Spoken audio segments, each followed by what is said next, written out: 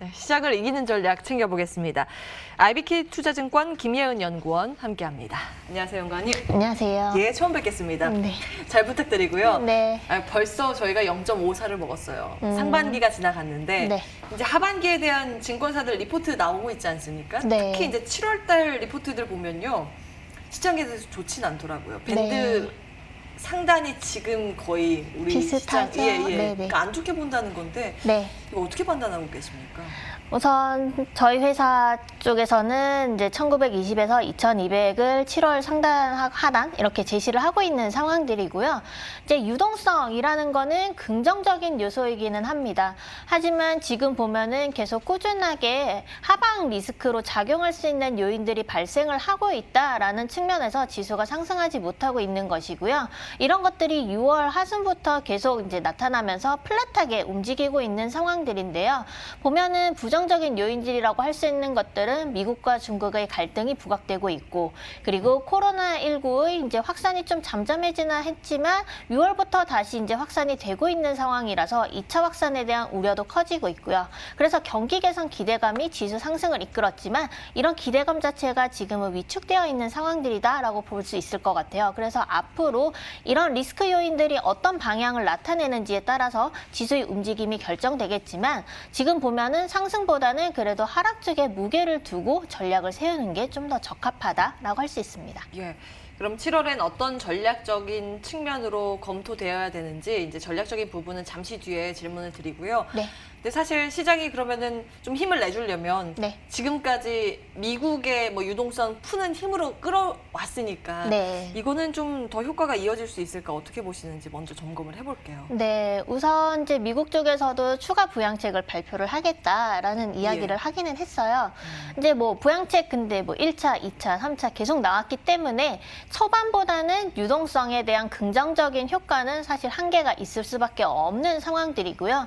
지금 보면은 계속 유동성을 풀어주고 있기는 하지만 최근에 이제 뭐 연준이랑 ECB랑 BOJ 전체적인 이제 주요국의 중앙은행들 흐름을 보면은 연준에서 푸는 금액들이 사실 조금씩 또 줄어들고 있다라는 측면에서도 주목을 할 필요가 있는 상황이에요.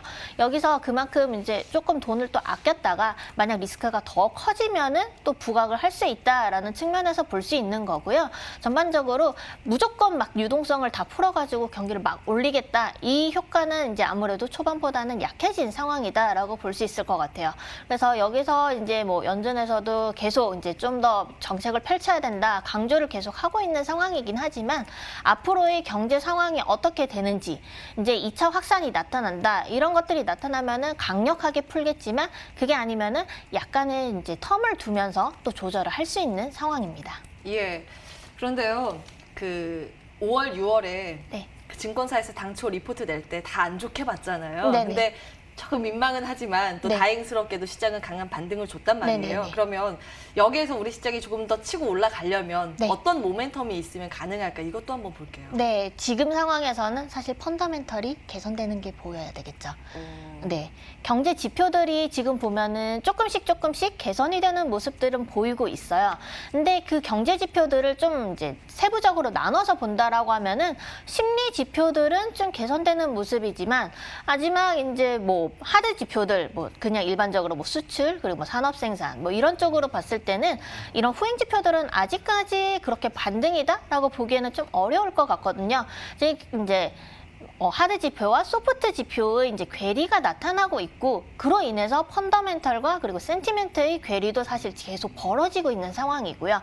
특히 선진국보다는 신흥국에서 이런 것들이 좀 괴리가 크기 때문에 이런 괴리를 좀 좁혀준다라고 하는 게 지수의 또 강한 반등을 이끌 수 있겠지만, 지금으로 봤을 때는 사실 조금 어려운 상황이고, 왜냐하면 2차 확산에 대한 우려가 다시 커지고 있기 때문에 심리 지표들도 약간 다시는 조금 위축되는 모습들이 보이고 있기는 하거든요. 여기에다가 우리나라 시장에서는 외국인 흐름이 중요한데 사실 외국인 아직 매수세 정확하게 들어오고 있진 않죠.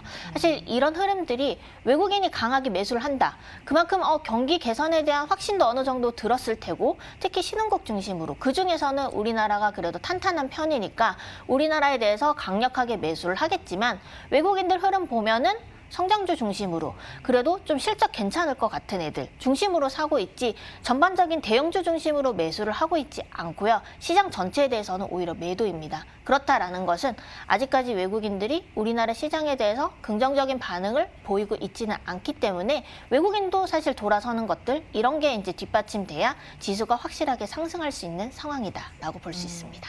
시장은 조금 보수적으로 보셨습니다. 그 네. 안에서 펀더멘탈 말씀 주셨으니까 우리가 네. 믿을 건 실적뿐 아니겠습니까? 네네. 그러니까 실적에 대해서 지금 어떻게 2분기 성적표에 대한 평가가 네. 나오고 있는지도 네네. 짚어주시겠습니까? 우선 7월부터 이제 2분기 실적 발표가 시작이 되고 삼성전자가 7일 이제 실적 발표를 예상을 하고 있습니다. 지금 보면은 마이크론이 먼저 이제 반도체 산업에 대한 실적을 발표를 하면서 반도체 업종 같은 경우는 그래도 괜찮겠구나라는 기대감이 형성이 되어 있는 상황이고요. 실제로도 아마 이제 실적 발표를 했을 때 반도체 같은 경우는 실적이 양호할 것으로 예상을 하고 있습니다. 하지만 반도체가 우리나라 중심이기는 한데 이 외에 다른 이제 수출 중심주들 보면은 중후장대 업종도 보면은 아직까지는 개선되는 흐름이 보이지 않고 있고요. 계속 이제 2분기 실적까지도 부진할 것으로 예상을 하고 있기 때문에 섹터별로 차별화된 모습들은 계속 나타날 것이고요. 이로 인해서 이제 시장에 미치는 영향들도 7월 초반에는 좀 긍정적으로 실적 발표가 이제 영향을 미치겠지만 그 이후에 나오는 실적들이 사실 그렇게 긍정적이지 않을 가능성이 훨씬 더 높기 때문에 시장에 긍정적인 영향 미치는 거는 7월 초반 정도에 그치지 않을까라고 예상을 하고 있습니다. 이후에 이제 하반기 실적에 대해서도 아무래도 이제 가이던스들을 제시를 할 텐데 하반기 실적은 지금 사실 이제 뭐 전망치들이 그렇게 하향 조정 많이 되지는 않았어요. 근데 하반기 실적이 지금 보면은 여러 가지 리스크 요인들이 있기 때문에 추가적으로 하향 조정될 수 있다라는 이런 보수적인 시각을 그래도 가지고 가시는 게 좋을 것 같습니다. 근데 반도체는 괜찮다고 하셨잖아요. 네. 그럼 반도체 안에서 공략해 볼 만한 부분이 있을까요? 사실 주가 지금 영역 측면에서. 주가 영역 측면에서 예. 보면은 사실 매수세가 안 들어오고 있죠. 아, 네. 수급이 좀 부족하다라는 말씀이세요? 네, 실적은 사실 괜찮은데. 실적은 괜찮으니까 단기적으로 봤을 때는 이제 네. 뭐 실적 괜찮으니까 매수에 들어올 수도 있겠지만 사실 이제 반도체가 시가총액 1, 2위잖아요. 그러면은 외국인이 중심으로 돼서 이제 매수를 할 텐데 사실 외국인들이 그렇게 긍정적으로 바라보고 있지 않은 상황이에요. 시장 자체를 긍정적으로 바라보고 있지 않으니까 산업에 대한 긍정적인 뷰가 있어도 상승을 하는 게 제한적일 수밖에 없는 상황들이거든요. 그래서 쭉 올라가기 위해서는 경기 전체적으로 개선되는 모습들이 나타나야 되는데 지금 상황에서는 어느 정도 이게 원래는 중장기적으로 계속 상승하는 원래는 종목이었다라고 하지만 지금 봤을 때는 그런 흐름이 좀 나타나기는 어려울 것 같아요. 그래서 좀 강하게 계속 가지고 간다라고 하면은 뭐 괜찮겠지만 상대적으로 성장주들이 계속 상승을 하고 있기 때문에 수익률 측면에서 보면은 좀 부진한 모습들이 보일 수 있어서 그런 것들은 좀 유의할 필요가 있습니다. 예, 반도체도 지금 투자하기에는 매력도가 높지는 않다고 네. 보셨으니까 그러면 네. 7월에 어떤 전략을 세워야 되겠습니까? 마지막 질문이 될 것 같은데 네. 7월에 담을 만한 종목이 있을까요? 아니면 시장의 방향성은 네. 이제 횡보나 말씀 주셨으니까. 네. 지금 보면은 성장주와 가치주를 보면은 계속 성장주 중심으로 가고 있는 상황들이고요. 이러한 흐름은 여전히 7월에도 이어질 것으로 예상을 하고 있습니다. 오늘 같은 경우에도 SK 바이오팜이 상장을 하면서 그 헬스케어 섹터들이 이제 강한 상승세를 보이고 있는데 사실 성장주의 대표적인 이제 섹터라고 할 수 있죠. 그래서 이런 것들이 이제 실적도 뒷받침되고 있고 코로나19 확산에 대한 것들로 인해서 이제 또 백신 개발 기대감 이런 것들이 반영되기 때문에 좀 레벨에 대한 부담감이 있을 수는 있겠지만 중장기적으로 봤을 때도 괜찮을 거다라고 예상을 하고 있고요. 성장주 또 다른 것들로 보면은 산업들과 연관시켰을 때 정부의 정책, 4차 산업 이런 거 생각하면은 IT 소프트웨어 중심으로도 여전히 긍정적인 시각을 가질 수 있다라고 볼 수 있습니다.